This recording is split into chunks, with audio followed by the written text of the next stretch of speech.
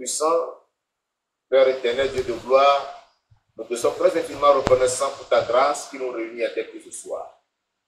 Nous sommes ici, Seigneur Dieu Tout-Puissant, pour que toi-même, par le Saint-Esprit, tu nous formes et que tu nous édifies, afin que nous soyons des serviteurs utiles. Comme ta parole a dit, qu'après avoir tout accompli, disons que nous sommes des serviteurs inutiles. Nous voulons être utiles dans la mesure où, Père, nous apprenions à tes pieds et que nous sachions comment nous comporter, comment te servir, comment grandir et comment, Seigneur Père, faire usage des dons et talents que tu as mis en nous.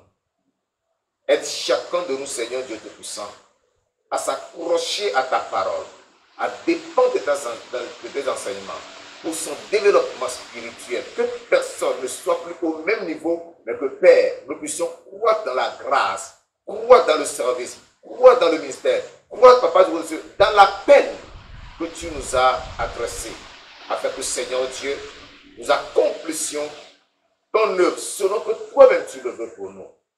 Ce soir, je prie que toi-même tu viennes nous parler. Ouvre nos entendements spirituels. Dispose nos cœurs, Seigneur, à recevoir de toi dans le nom de Jésus. Que toute distraction, toute surdité spirituelle et toutes ces cités spirituelles disparaissent du milieu de nous au nom de Jésus-Christ. Saint-Esprit, viens parler à tes enfants ce soir. Sois exalté parce que je crois de tout mon cœur que tu nous as exaucé. Que toute la gloire et l'adoration te soient rendues pour ta fidélité. Au nom de Jésus-Christ de Nazareth, nous avons prié. Amen. Amen. Amen. Le thème que nous développons ce soir est intitulé « Appelé et établi dans le ministère par miséricorde ». Appelé et établi dans le ministère par la miséricorde. C'est pour nous dire que si tu es appelé de ce monde, tu es appelé des ténèbres pour la lumière de Jésus-Christ, pour la maison de Dieu. Ce n'est pas miséricorde, ce n'est pas grâce. Et lorsque le Seigneur, par ta grâce, t'établit dans le ministère, c'est-à-dire que lorsque tu joues un rôle dans la maison de Dieu, tu es appelé à enseigner, à prêcher, à coordonner, à exhorter, à modérer, à chanter, à balayer, à intercéder. Ce n'est pas la grâce de Dieu, ce n'est pas la miséricorde. Parce que personne n'a la force de faire cela. C'est pour cette raison que l'apôtre Paul dira que notre capacité vient de Dieu. Parce que personne n'est suffisant pour ce que nous pouvons faire dans la maison de Dieu sans la grâce que Dieu même nous accorde. Alléluia. Amen. Donc, je parle de appelé et établi dans le ministère par miséricorde.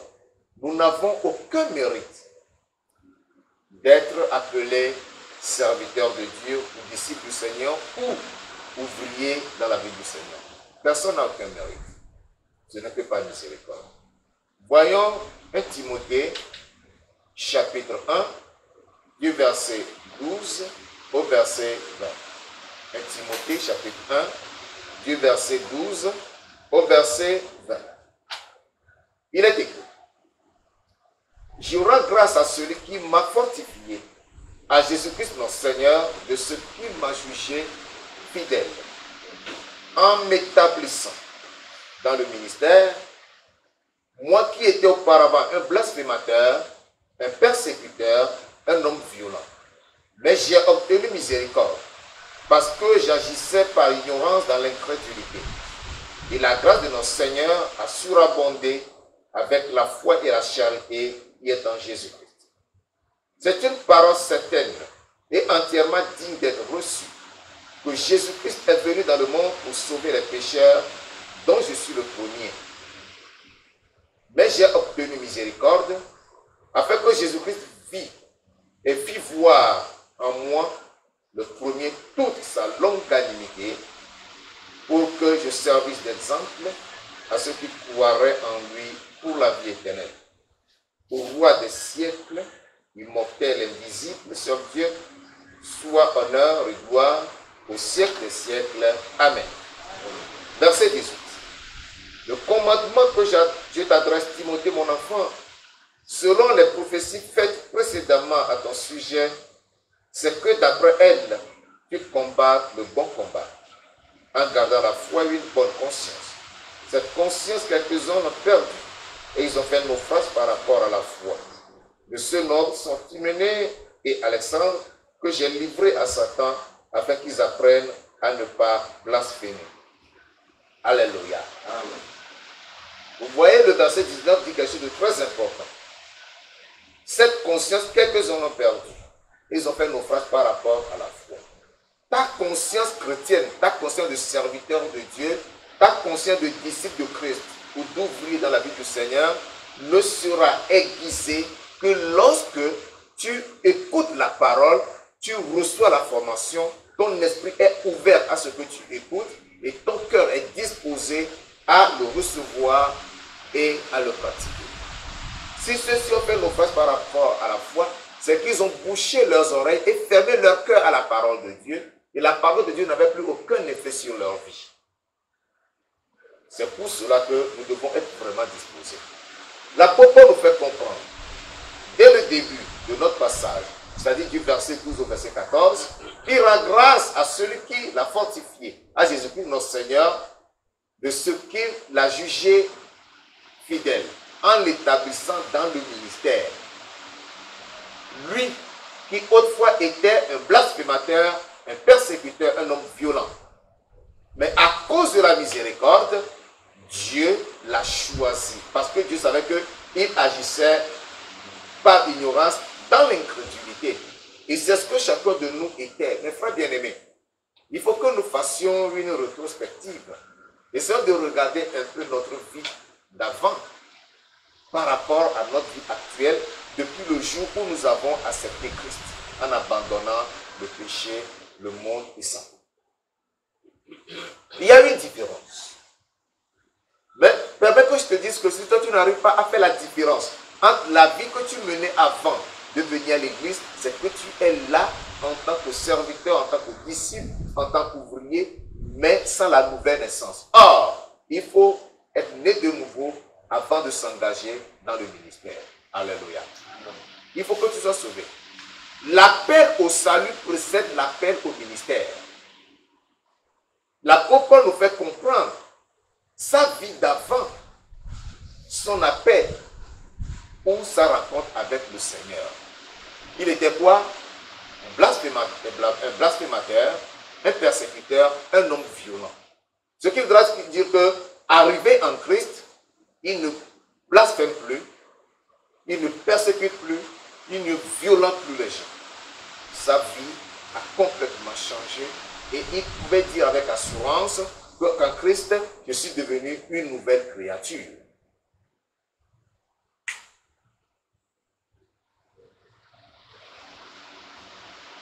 En Christ, il est devenu une nouvelle créature. C'est ce qui doit être le témoignage de chacun de nous que en Christ, nous sommes devenus une nouvelle créature. Chacun de nous a son passé, chacun de nous a sa petite histoire. Chacun de nous a son témoignage à rendre de sa vie passée. Fornicateur, adultère, ivrogne, idolâtre, menteur, voleur, etc., etc. On se livrait à tout. Mais lorsqu'on est venu à Christ, on a abandonné l'ancienne vie. Donc, ce témoignage de Paul, de sa vie passée, nous permet de réaliser combien nous étions perdus dans les ténèbres de l'ignorance et du péché. C'est ce que chacun de nous était. Complètement perdu dans l'ignorance et dans le péché. Faisant tout ce qui nous plaisait et nous pensions être les meilleurs des gens. Paul, lorsqu'il persécutait l'église ou bien les disciples du Seigneur, il était apprécié, il était félicité, il était encouragé. Ceux qui le faisaient étaient comme lui, dans les ténèbres, ils étaient tous ignorants de la vérité. Et ils trouvaient sa gloire dans ce qu'ils faisaient. Mais lorsque le Seigneur l'a saisi, il a compris que non, c'était vraiment très mauvais ce qu'il faisait. Il ne devait pas s'en glorifier. C'est pour cela que Paul a appris l'humilité. Donc nous aussi, nous devons apprendre l'humilité parce que nous étions dans les ténèbres et de ces ténèbres, Christ nous a retirés. Il a fait de nous ce que nous sommes aujourd'hui entre ses mains et dans sa vigne et dans sa maison. Nous devons nous réjouir de l'œuvre combien merveilleuse il a accompli dans nos vies. Donc, ce tableau somme de notre vie, de tout ce que chacun de nous était, doit nous amener à être vraiment reconnaissants envers le Seigneur. Reconnaissant parce qu'il nous a aimés. Reconnaissant parce qu'il nous a sauvés. Reconnaissant parce qu'il n'a exigé de nous aucun sacrifice ni contrepartie avant de nous sauver, avant de nous délivrer. Qui pourra me dire que Jésus-Christ vient demander 5 francs avant de lui accorder le salut?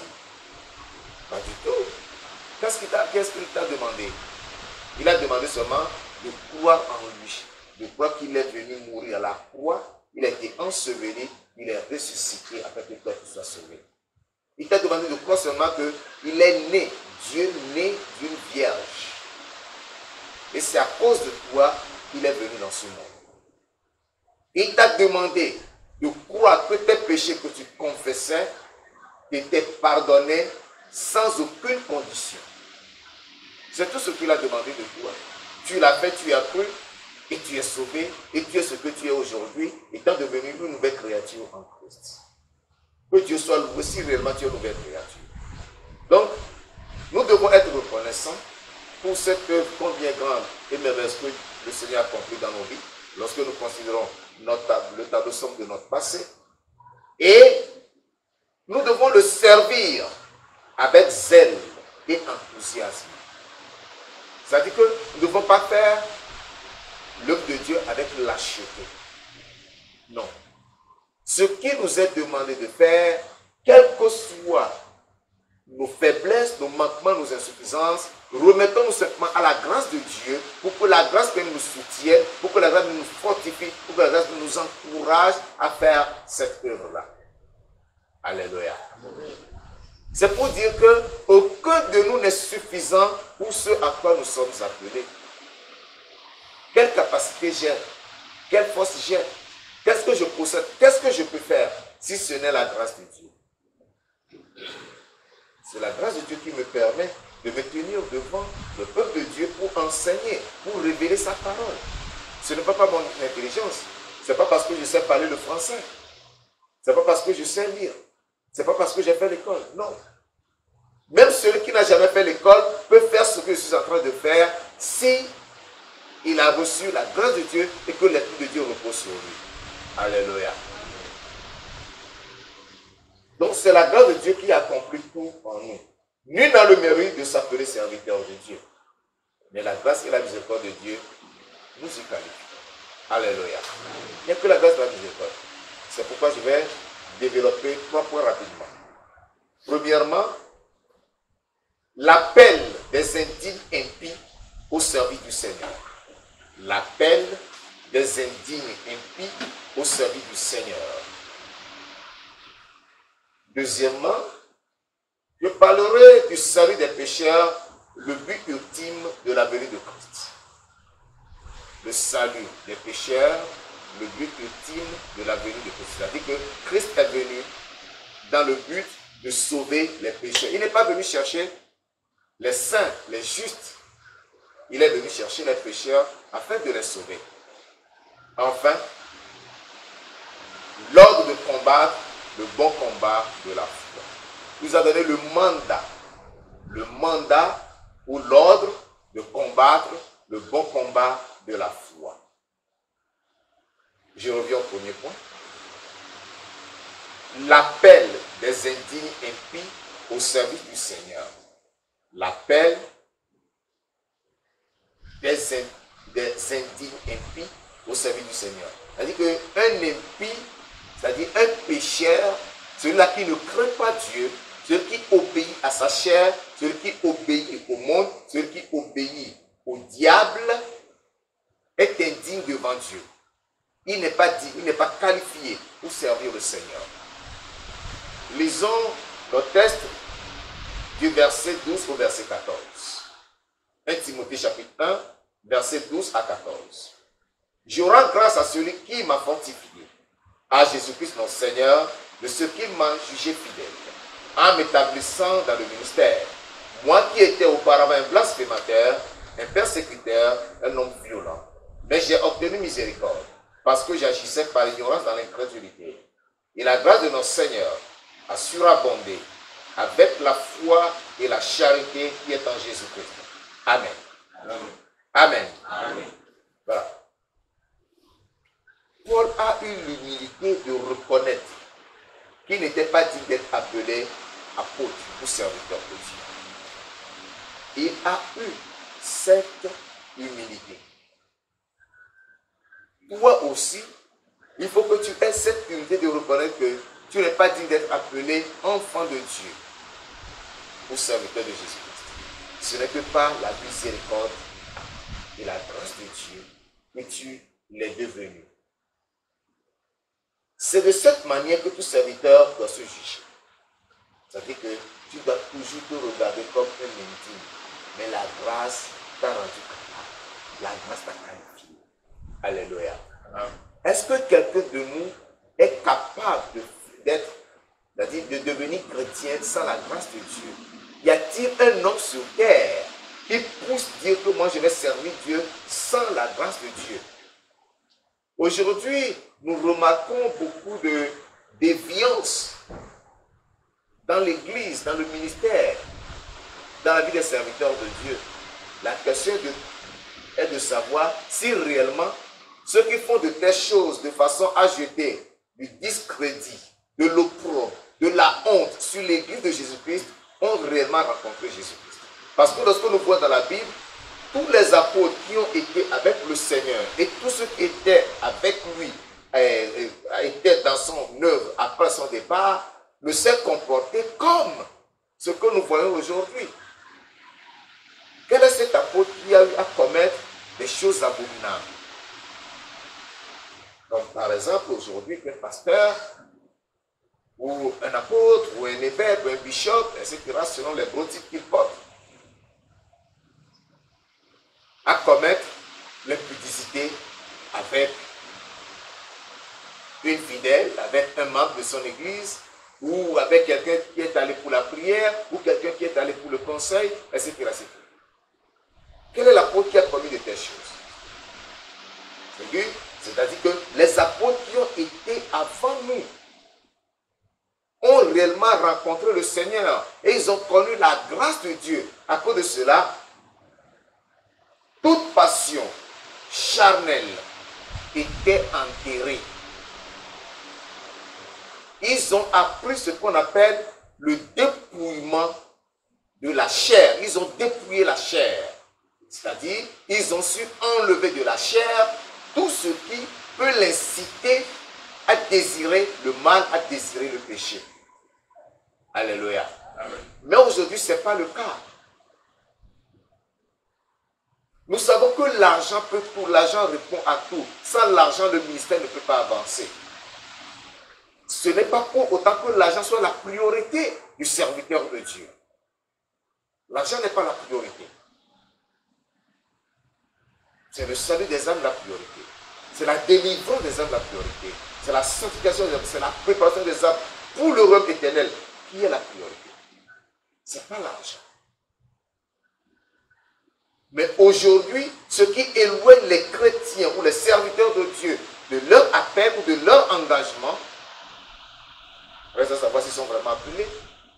Si ce n'est pas le sexe, c'est l'argent. Il n'y a que ces deux choses-là. Il n'y a que ces deux choses. Si ce n'est pas le sexe, c'est l'argent. C'est ça qui égare le Seigneur de Dieu. La question de savoir si réellement ils ont rencontré le Seigneur. Je ne suis pas en train de juger, je ne suis pas en train de faire un procès. Mais c'est la question que je me pose, que je vous invite aussi à vous poser. Si toi-même demain il arrivait que tu tombais dans l'impudicité, ou dans un amour excessif de l'argent, jusqu'à perdre la foi, jusqu'à commettre des choses indignes, et qu'on parle de toi publiquement, tu as te demandé si réellement tu avais rencontré le Seigneur, ou si réellement le Seigneur t'a appelé. Quel est le but de ton engagement dans le ministère du Seigneur? Nous devons également comprendre que tout disciple ou serviteur qui est imbu de lui-même, c'est-à-dire celui-là qui est orgueilleux, qui est vantard, qui est arrogant, cette personne n'a pas de place dans la vie du Seigneur, ni dans sa maison. Alléluia. Celui-là qui veut venir à Dieu, qui veut servir Dieu, mais qui dira moi, moi, moi. Tu n'es pas encore qualifié. Tu n'es pas encore digne. Et si tu peux parler toujours au nom du moi, je te renvoie au pied de la croix. Va rechercher le salut, va rechercher la nouvelle naissance. Va rechercher à devenir une nouvelle créature au pied de la croix. Et lorsque tu l'auras obtenu, tu pourras revenir maintenant servir le Seigneur. Alléluia. Amen. Le Seigneur nous aidera au nom de Jésus-Christ. Amen.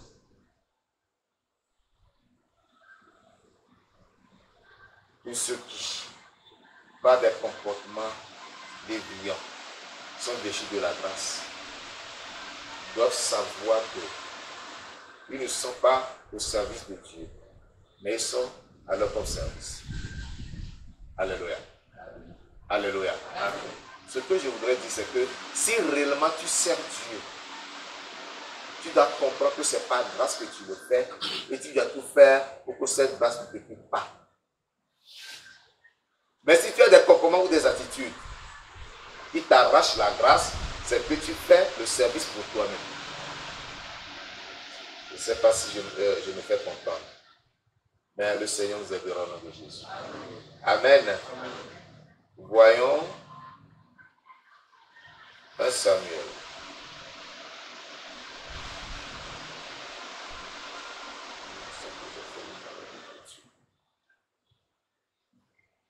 C'est un devoir.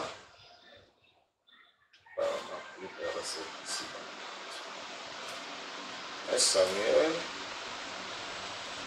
Attendez, je vais vérifier d'abord. 1 Samuel chapitre 2, verset 3. 1 Samuel 2, verset 3, c'est exact. Qu'est-ce que 1 Samuel 2, verset 3 dit? Ne parlez plus avec tant de hauteur, que l'arrogance ne sorte plus de votre bouche, car l'Éternel est un Dieu qui sait tout, et par lui sont pesées toutes les actions. Alléluia. Amen. Dans cette cantique de la servante de l'Éternel, c'est-à-dire de Anne, la mère de Samuel, Anne veut nous faire comprendre que personne ne doit s'élever. Il ne parlait plus avec tant de hauteur. Que l'arrogant ne sorte plus de votre bouche. Car l'Éternel est un Dieu qui sait tout et par lui sont pesées toutes les actions. Dans tes actions, dans tes paroles, dans tes pensées, ne dis jamais, ne pense jamais, ne crois jamais que tu es meilleur que les autres. Et ne t'élève pas, ne cherche même pas à te comparer aux autres pour dire je suis meilleur que tel autre. Je fais mieux que tel autre. Je suis plus excellent. Je suis parfait. Non. C'est pour cette raison que le Seigneur nous a dit, mais après tout cela, disons que nous sommes des serviteurs inutiles. Serviteurs inutiles. Proverbe 8, le verset 13. Proverbe chapitre 8, le verset 13.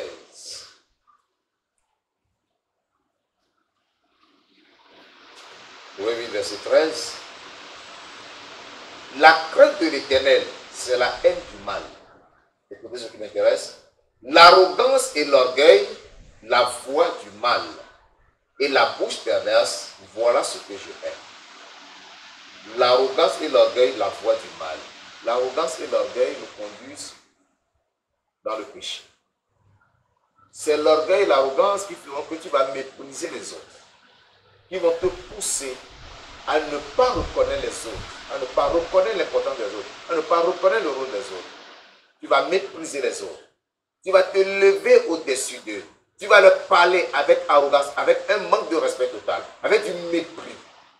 Parce que tu as l'orgueil, tu as l'arrogance. Dieu n'aime pas ça. Nous devons éviter. Proverbe 16, verset 18 nous dira, Proverbe 16, verset 18, nous dira ceci, l'arrogance précède la ruine et l'orgueil précède la chute. Et donc, plus tu montes, c'est-à-dire que toi-même tu t'élèves, il faut que tu saches que tu es proche de ta chute aussi. Plus tu es arrogant, tu n'as de respect pour les autres, tu n'as de considération pour personne, tu es proche de ta chute. Et il y en a qui sont arrogants sans parole.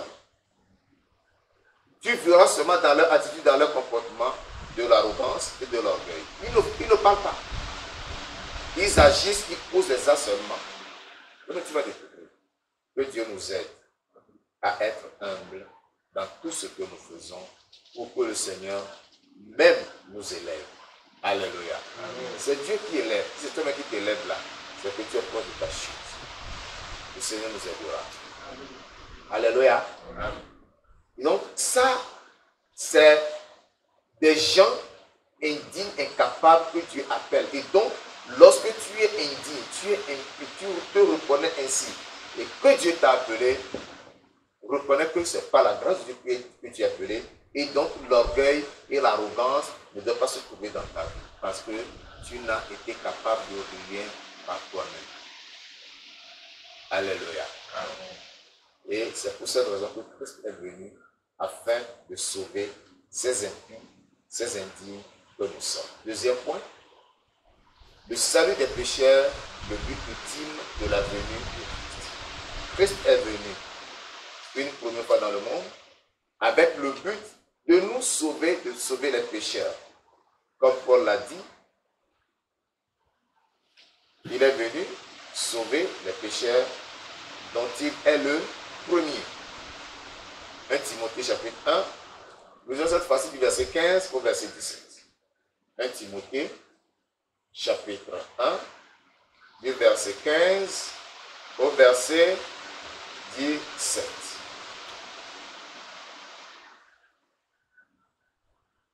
Il est écrit: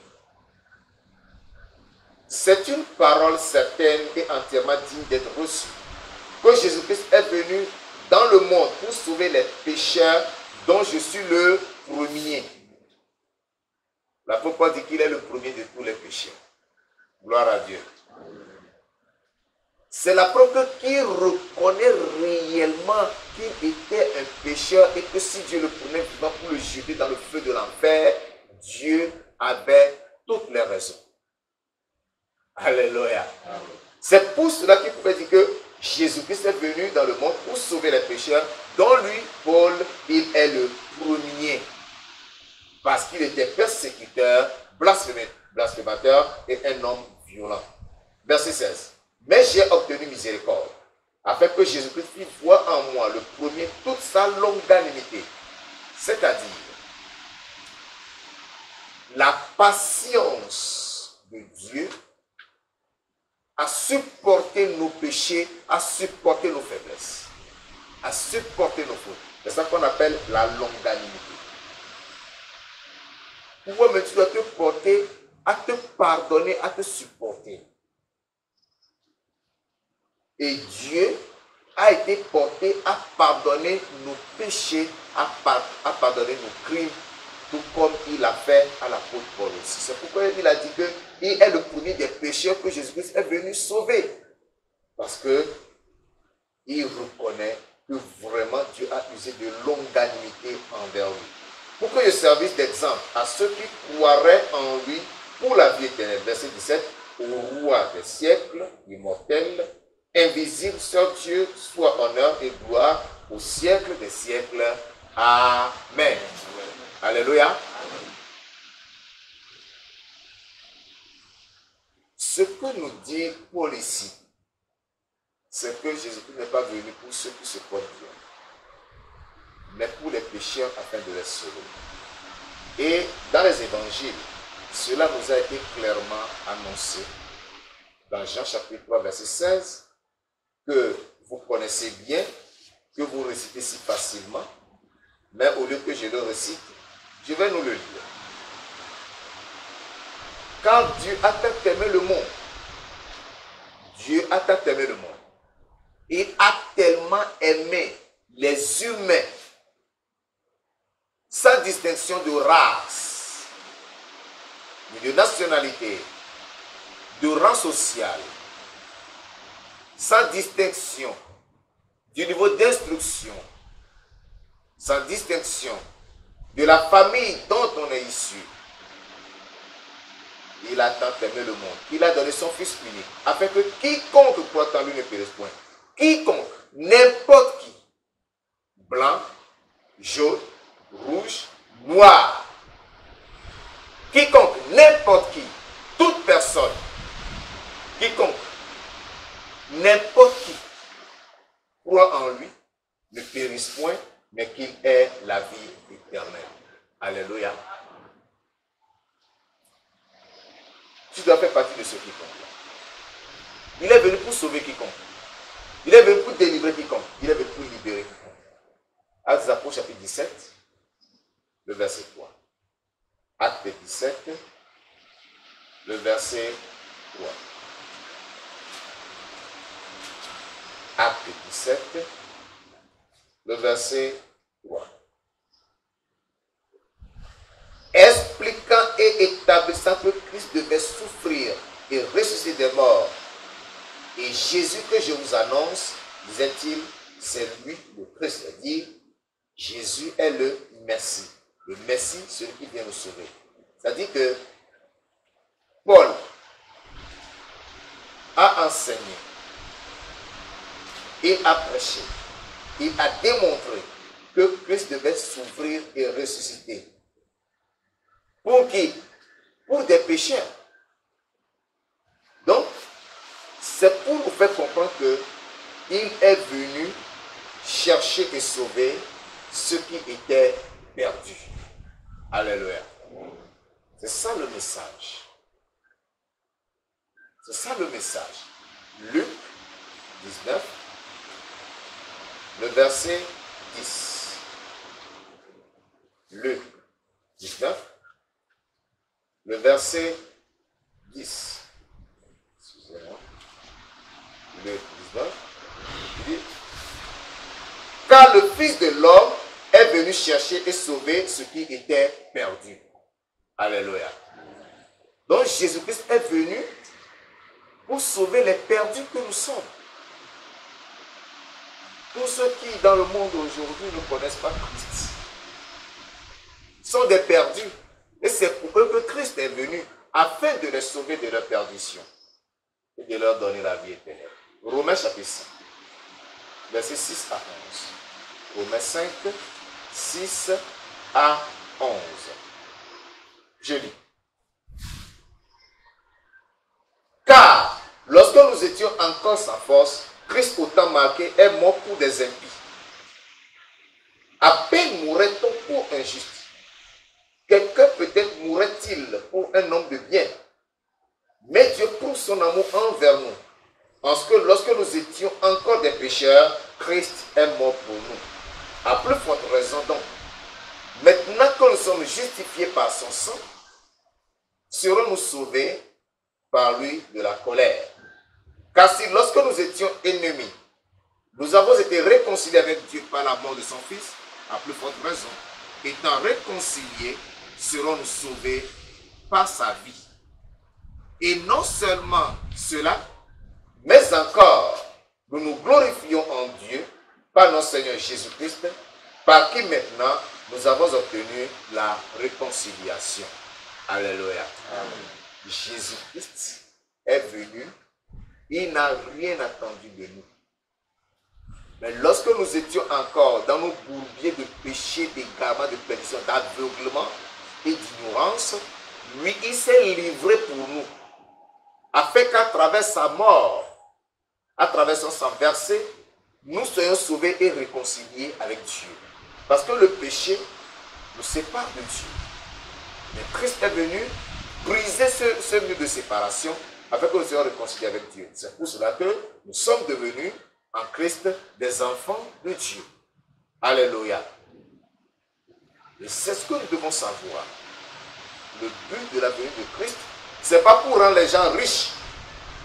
Ce n'est pas pour donner le mariage aux célibataires. Ce n'est pas pour donner une maison à ceux qui n'en ont pas. Ce n'est pas pour donner du travail aux chômeurs. Mais c'est pour sauver les pécheurs. Tout ce qui suit, tout le reste là, le mariage, le travail, la maison, la voiture, ne sont que des bonus de notre salut. Ce sont des choses que nous recevons comme bonus, tout juste pour nous encourager dans la foi. Malheureusement, ce sont ces choses qui sont devenues la priorité de plusieurs qui cherchent Christ aujourd'hui.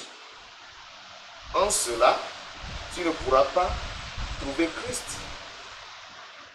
Parce que lui-même nous dit, recherchez premièrement le royaume de Dieu et sa justice.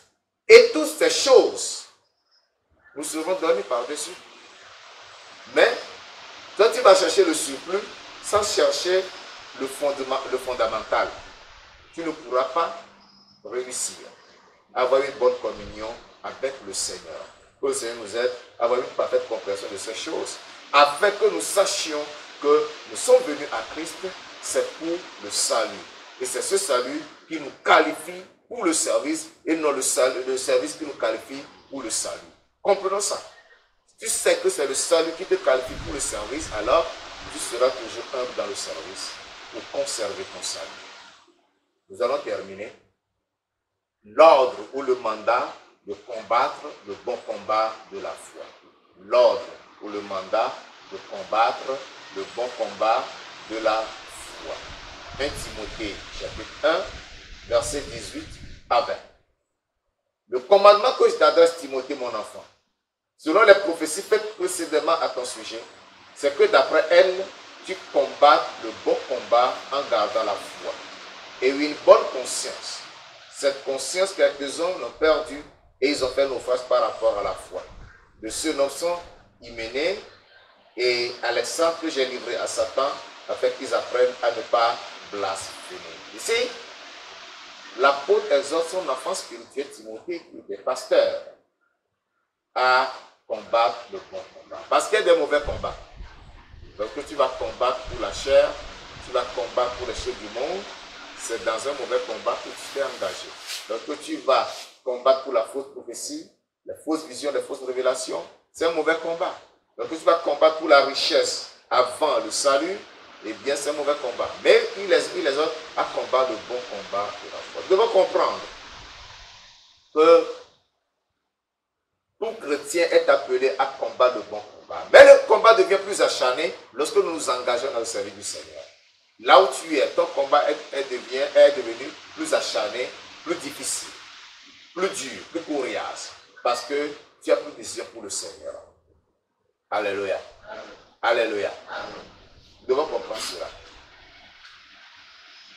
Certains éléments que je vais mentionner. Il se peut que ma liste ne soit pas exhaustive. Nous sommes appelés à combattre, numéro 1, contre la chair. Contre la chair. L'apôtre doit comprendre dans Galates chapitre 5. Galates chapitre 5, à partir du verset 16. Galates chapitre 5, à partir du verset 16, qui nous dit ici. Je dis donc, marchez selon l'esprit et vous n'accomplirez pas les désirs de la chair. Car la chair a des désirs contraires à ceux de l'esprit et l'esprit en a de contraires à ceux de la chair. Ils sont opposés entre eux afin que vous ne fassiez point ce que vous voudriez. Si vous êtes conduit par l'esprit, vous n'êtes point sous la loi. Or, les œuvres de la chair sont manifestes. Ce sont l'impudicité, l'impureté, la dissolution, l'idolâtrie, la magie, les inimitiés, les querelles, les jalousies, les animosités, les disputes, les divisions, les sectes, l'envie, l'ivrognerie, les excès de table et les choses semblables. Je vous dis d'avance, comme je l'ai déjà dit, que ceux qui commettent de telles choses n'hériteront point le royaume de Dieu. Alléluia. Ici, je voudrais tout juste que nous puissions comprendre la différence qu'il y a entre l'esprit et la chair. Les deux sont opposés. Ils n'ont pas le même objectif, ils n'ont pas les mêmes ambitions, ils n'ont pas les mêmes désirs. Les désirs de la chair s'opposent aux désirs de l'esprit. Et devons combattre la chair. Sans combattre la chair, tu vas tomber dans l'impudicité. Vous allez remarquer que, citant les œuvres de la chair, il a mentionné quoi premièrement? L'impudicité. Le temps ne me permet pas de parler de l'impudicité. Je suis en train de préparer des messages que je vais laisser sur YouTube pour nous décortiquer ce qu'on appelle l'impudicité. Alléluia. Je crois que le Seigneur me donnera la force, un de ces jours, à commencer ce message. L'impudicité. Vous la comprendrez par la grâce de Dieu. Dans 1 Corinthiens, chapitre 15. Non, excusez-moi. Excusez-moi, je ne suis pas à ce niveau. Donc j'avais dit, nous sommes appelés à combattre contre, premièrement la chair, deuxièmement, contre le péché. Colossiens, chapitre 3. Nous sommes appelés à combattre contre le péché. La chair, le péché. Colossiens, chapitre 3, le verset 5. Il dit, faites donc mourir les membres qui sont sur la terre.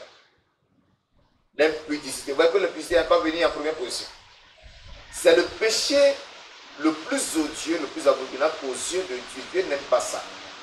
C'est pourquoi la Sainte Écriture le dénonce. L'impureté, les passions, les mauvais désirs et la cupidité qui est une idolâtrie. Nous devons lutter contre, ou bien nous devons combattre le péché. Partout où tu trouves le péché, tu dois le combattre. Il y a des chrétiens qui sourient ou qui rient lorsque des gens font des choses désagréables ou des actes, disons, comme le péché. Ça vous fait sourire, et puis ça vous fasse pleurer. Je vais vous lamenter à cause de ça. Mais tu souris à ça. Tous ces chrétiens qui ont l'habitude de regarder des films. Regardez les films, passez tout votre temps à regarder des films à la télé. Vous allez me dire, non, moi c'est le film chrétien que je regarde.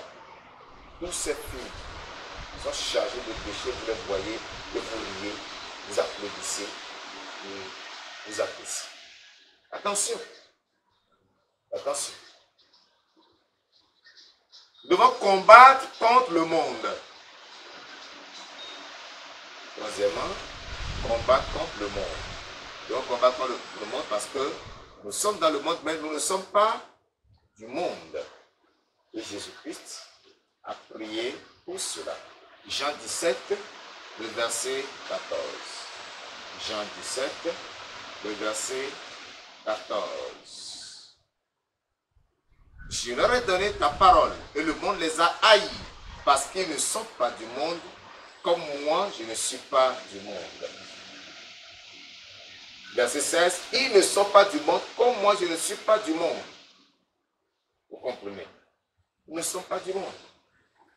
À cause de cela, nous devons combattre le monde afin que le monde ne nous contamine pas. Ça veut dire que tous ces systèmes de péché, de souillure, de corruption du monde ne doivent pas s'attacher à nous. Nous devons combattre ce système-là. Quatrièmement, nous devons combattre contre les fausses doctrines. Les fausses doctrines, les faux enseignements. 1 Timothée, chapitre 6, verset 3. 1 Timothée 6, 3 à 5.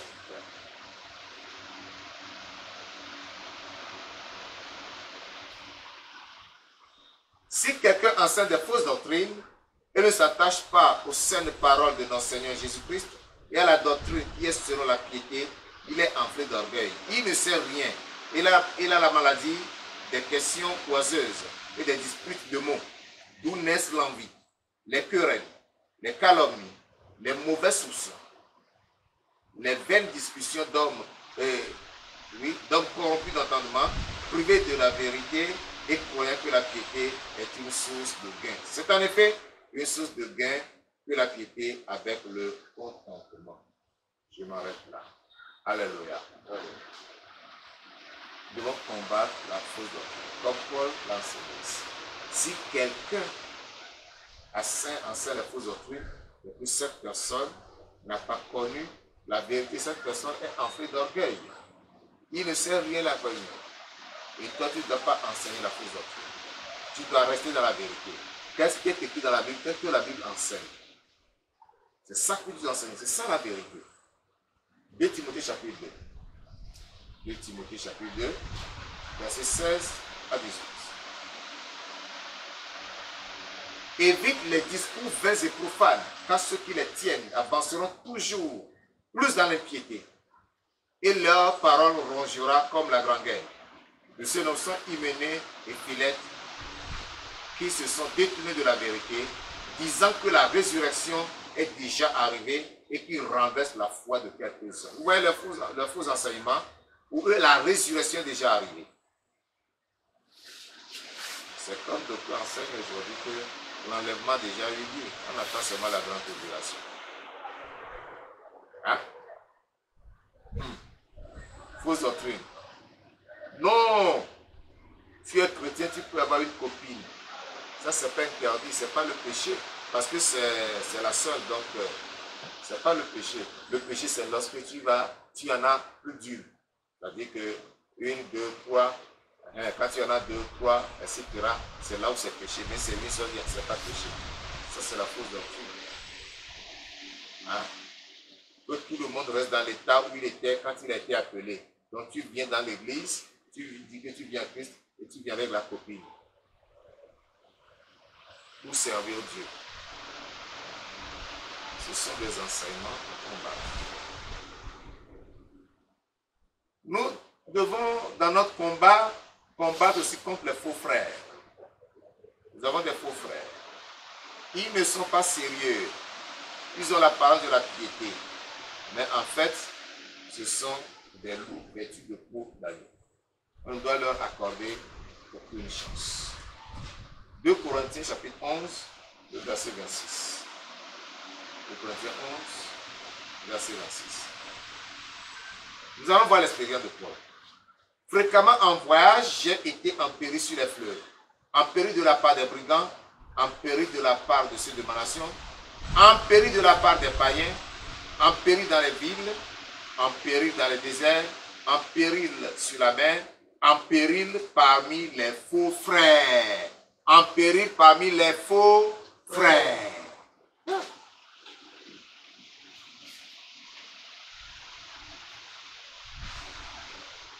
Vous voyez ça?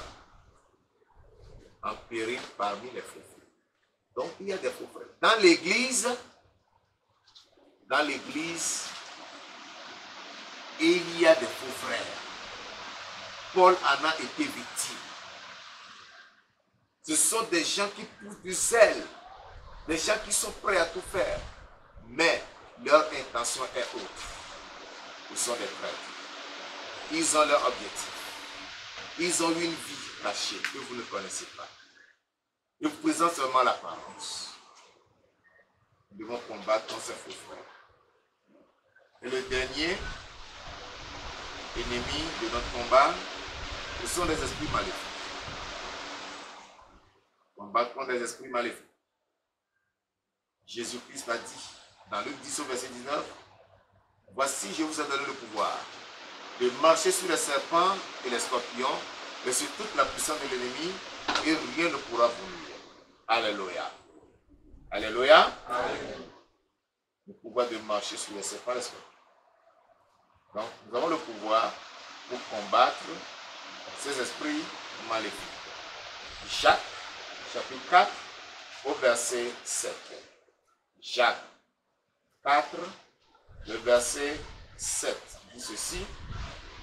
Soumettez-vous donc à Dieu, résistez au diable et il fuira loin de vous. Résistez au diable et il fuira loin de vous. Nous allons terminer en lisant 1 Pierre, chapitre 5, versets 8 et 9. 1 Pierre 5, 8 et 9. Et soyez surveillés. Votre adversaire, le diable, rôde comme un lion rugissant, cherchant qui il dévorera. Verset 9. Résistez-lui avec une foi ferme. sachant que les mêmes souffrances sont imposées à vos frères dans le monde. Résistez au diable, le combat contre les esprits maléfiques. Résistez au diable, résistez aux démons, résistez à la tentation, résistez à des mauvaises propositions, résistez à tout ce qui ne vient pas de Dieu. La miséricorde nous a appelés, je vais terminer par là pour conclure, qui nous a appelés et établis dans l'œuvre de notre est notre seul soutien. Je vais reprendre la miséricorde qui nous a appelés et établis dans l'œuvre du Seigneur est notre seul soutien et force pendant les jours de notre vie et dans le service de Dieu. Pendant que tu vis encore, il n'y a que la miséricorde qui te soutient. Alléluia. Pendant que tu sers le Seigneur, c'est la miséricorde qui te soutient et qui te rend capable d'accomplir l'œuvre à laquelle tu es appelé. C'est pourquoi chaque jour, nous devons demander que Dieu nous accorde sa miséricorde et que sa grâce soit au rendez-vous dans nos vies. Nous allons prier. Recommande-toi au Seigneur et demande-lui de faire abonder ta grâce dans sa vie, sa grâce dans ta vie, afin que tu accomplisses l'œuvre à laquelle il t'a appelé. Parle au Seigneur, mon frère bien-aimé.